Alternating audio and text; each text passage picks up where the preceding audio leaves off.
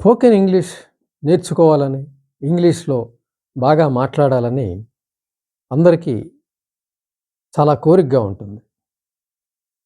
చిన్నప్పుడు ప్రైమరీలో గాని, హై స్కూల్‌లో గాని ఇంగ్లీష్ ఒక సబ్జెక్ట్‌గా మనం నేర్చుకుంటాం. దాంతో ఆ సబ్జెక్ట్‌ల పట్ల మనకి చాలా ఆసక్తి కలుగుతుంది. ఇంగ్లీష్‌లో మాట్లాడే వాళ్ళని చూసినా, సంభాషించే వాళ్ళని చూసినా మనం గూడా సంభాషించాలి. ఆ కన్వర్సేషన్ టెక్నిక్స్ మనం గూడా తెలుసుకోవాలి. మనం గూడా మాట్లాడాలని అనిపిస్తుంది. అలాగే ఎక్కువగా మనకి ఇంగ్లీష్ మన చుట్టూ ఆవరించుకొని ఉంది. ఏ ఛానల్స్ చూసినా, టీవీ పెట్టినా, మొబైల్ పెట్టినా. అలాగే ఎక్కువ మన జీవితాన్ని ఇంగ్లీషు ఎక్కువ ఆక్యుపై చేసినందువల్ల కూడా మనకి ఇంగ్లీషు నేర్చుకోవాలన్న కోరిక ఉంటుంది. అయితే ప్రాథమికంగా ఇక్కడ ఇంగ్లీషు కొద్దిగా టఫ్‌గా ఉన్న సబ్జెక్ట్ అయినప్పటికీ, నేర్చుకుంటే మనకి వీలైనది అయినప్పటికి కూడా, మనకిక్కడ ఇంగ్లీష్ మాట్లాడే వాతావరణం గాని, ఇంగ్లీష్‌తో మన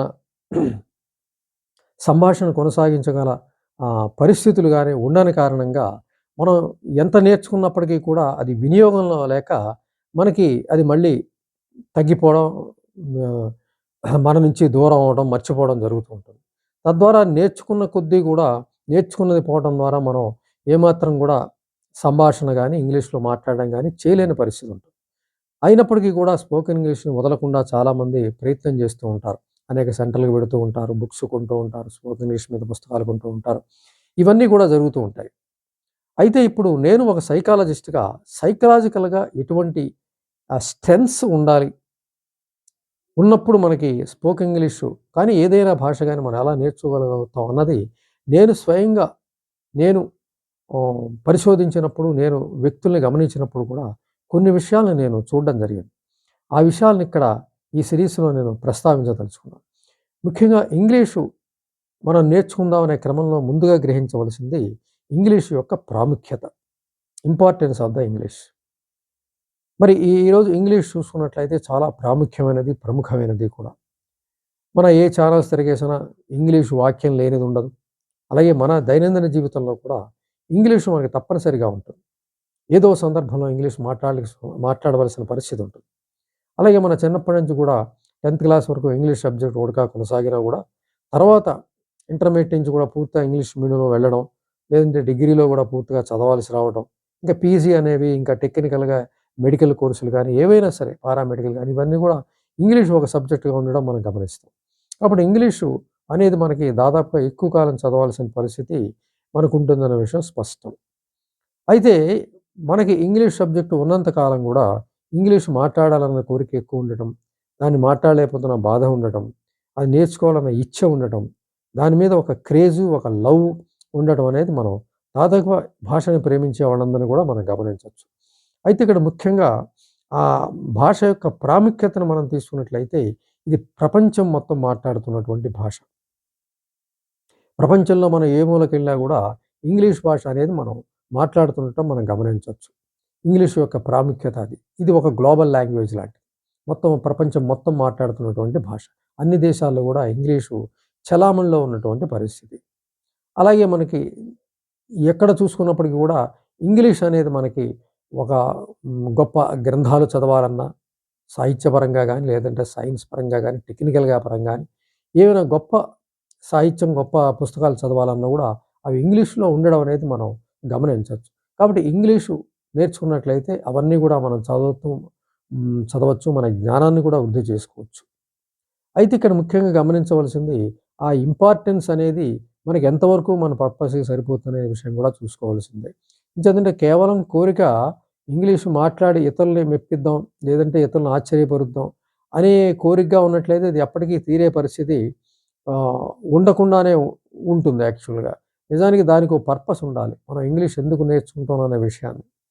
దానికి ప్రాముఖ్యతను జోడించినప్పుడు మనం ఇంగ్లీష్ మనం ఎందుకు నేర్చుకుంటున్నాం అంటే ఇది ప్రపంచ భాష కాబట్టి నేర్చుకుంటాం అనేది ఒకటైనప్పటికీ కూడా, రెండో విషయం ప్రాపంచికంగా ఉన్నటువంటి అనేక విషయాలు మనం అర్థం చేసుకోవడానికి, మన జ్ఞానాన్ని పెంపొందడానికి, అలాగే కొత్త ప్రదేశాలు వెళ్ళడానికి, కొత్త చోట్లకి వెళ్ళడానికి, మనకెక్కడైనా వేరే అబ్రాడ్ మనకి వెళ్ళినప్పుడు ఇంగ్లీష్ అనేది లేకపోతే మనం చాలా ఇబ్బంది పడ్డాం అనేది చాలామంది వ్యక్తుల దగ్గర గమనిస్తూ ఉంటాం. అయితే అక్కడికి వెళ్ళాక నేర్చుకోవటం అనేది అది ఒక పద్ధతి. అంతకుముందే నేర్చుకునే వాడు కంఫర్ట్‌గా ఉండడం అనేది కూడా మనం చూస్తున్నాం.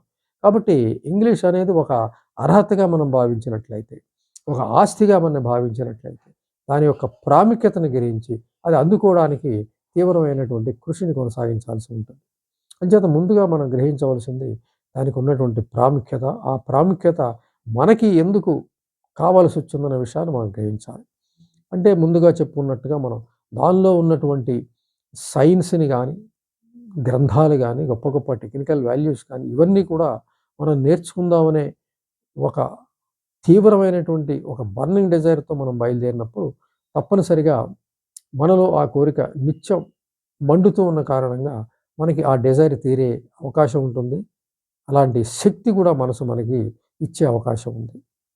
అంచేత మనకి తీవ్రమైనటువంటి కోరిక దేని మీద అయితే ఉంటుందో అది తీరే అవకాశం ఉంటుందని మానసిక శాస్త్రం చెప్తుంది కాబట్టి, మనం భాష నేర్చుకోవడం అనేది కేవలం దాని మీదే కాకుండా, దాని వెనక ఉన్న పర్పస్ కూడా మనకి ఆహ్, గ్రహించినట్లయితే అతి సులువుగా మనకి మనుగూడే అవకాశం ఉంటుంది. ఉదాహరణకి ఇంగ్లీష్ యొక్క ప్రాముఖ్యత గురించి మనం తెలుసుకుంటున్నాం. ఇది ప్రపంచ భాష అని, ప్రపంచంలో ఉన్న జ్ఞానం ఎక్కువ మనం నేర్చుకోవాలంటే ఇంగ్లీష్‌లో ఉందని. ఆ ఇంగ్లీష్ మనం నేర్చుకున్నట్లయితే ప్రపంచంలో ఉన్న అంటే మనకి జ్ఞాన తృష్ణ ఉన్నది అని అనుకున్నప్పుడు, అప్పుడు మనకి భాష సులువుగా అలవడుతుందనే విషయాన్ని కూడా మనం గ్రహించొచ్చు. అంటే పర్పస్ ఏదో ఒకటి ఉండాలి. ప్రాముఖ్యతను గురించి తెలుసుకున్నప్పుడు, పర్పస్ కూడా మనం దానికి జోడించినట్లయితే, అప్పుడు భాషని మనకి బాగా సులువుగా వచ్చే అవకాశం ఉంటుంది. నేర్చుకునే అవకాశం వస్తుంది. మనసు దానికి సంసిద్ధమవుతుంది. మనసు అర్థం చేసుకుంటుంది మన యొక్క కోరికని. ఈ కోరిక తీరటం ఇంగ్లీష్ భాష నేర్చుకోవడం అనే కోరిక ద్వారా ప్రపంచంలో వెళ్ళగల పరిస్థితొస్తుంది. చొచ్చుకుపోగల పరిస్థితొస్తుంది. అలాగే ఎంతటి జ్ఞానాన్నగైనా సమీకరించగల అవకాశం వస్తుంది. గొప్ప గొప్ప పుస్తకాలు చదవచ్చు. గొప్ప గొప్ప ఇంగ్లీష్‌లో ఉన్నటువంటి సినిమాలు చూడొచ్చు. లేదంటే గొప్ప డ్రామాస్ చూడొచ్చు. ఇటువంటివన్నీ కూడా తెలుసుకోవడం ద్వారా జ్ఞానతృష్ణ అనేది తీరుతుందనే విషయం ఓటి ప్రధానంగా మనం మనసులో నాటగలిగితే అది మంచి వృక్షంగా పెరిగే అవకాశం ఉంటుంది. అంటే అప్పుడు ఇంగ్లీష్ మీకు త్వరగా వచ్చే అవకాశం ఉంటుంది. అంటే ఇంగ్లీష్ నేర్చుకోవాలనే కోరిక వెనక ఏదైనా ఒక పర్పస్ ఒకటి తప్పనిసరిగా ఉండాలి. ఆ పర్పస్ ఏదైనా ఉన్నట్లయితే తప్పనిసరిగా అది నేర్చుకునే అవకాశం మనకి మెదడు కలిగిస్తుంది.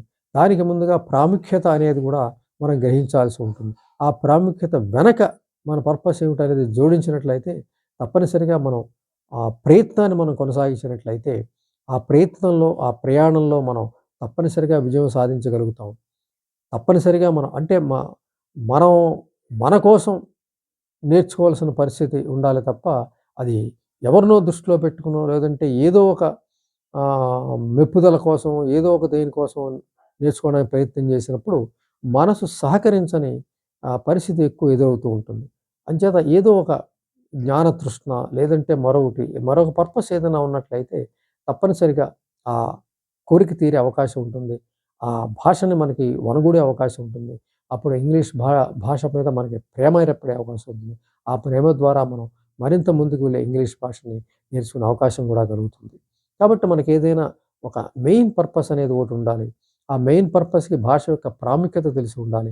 ఆ ప్రాముఖ్యత మెయిన్ పర్పస్‌కి సరైందిగా ఉన్నప్పుడు, దాని మీద మనకి డిజైర్ ఉన్నప్పుడు తప్పనిసరిగా మానసికమైనటువంటి శక్తులు కూడా మనకి సహకరిస్తాయి.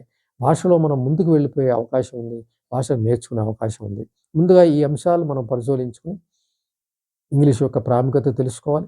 తర్వాత ఆ ప్రాముఖ్యతతో మనకున్న సంబంధం ఏమిటి? మనం ఏ పర్పస్‌తో నేర్చుకుంటున్నాం? ఆ ప్రాముఖ్యత వల్ల ఆ ప్రాముఖ్యతలో మనం ఎందుకు వెళ్ళదలుచుకున్నాం? ఇవన్నీ విషయాలు మనం తెలుసుకొని మనసుకి మనం నప్పచెప్పగలిగితే, మనసు మానసికమైనటువంటి శక్తులన్నీ కూడా మనకి కలిసి వచ్చి, ఇంగ్లీష్ భాషని అతి సులువుగా నేర్చుకునే అవకాశం మనకు కలుగుతుంది. మనలో జ్ఞాపకశక్తి ఇనుమడిస్తుంది. ఆహ్, కోరిక మండుతూ ఉంటుంది. తద్వారా ఇంగ్లీష్ భాష మనకి ఒరగూడే అవకాశం ఉంటుంది. మనకి త్వరగా వచ్చే అవకాశం ఉంటుంది. అది కాన్వర్సేషన్ గానీ, ఇంగ్లీష్ చదివి అర్థం చేసుకోవడం గానీ, ఏదైనా సరే ఆ పర్పస్ నెరవేరే అవకాశం ఉంటుంది. కాబట్టి ముందుగా దీన్ని మనం మనసుని పరిశీలించుకొని, ఇది ఉందా? లేదని ఉంది అని మనం నిర్ణయించుకున్నప్పుడు తప్పనిసరిగా మన ప్రయాణాన్ని కొనసాగించొచ్చు. రేపు మరొక విషయంలో మనం మరొక విషయాన్ని, మనసుకి సంబంధించిన విషయాన్ని, భాషకి సంబంధించిన విషయాన్ని నేర్చుకుందాం.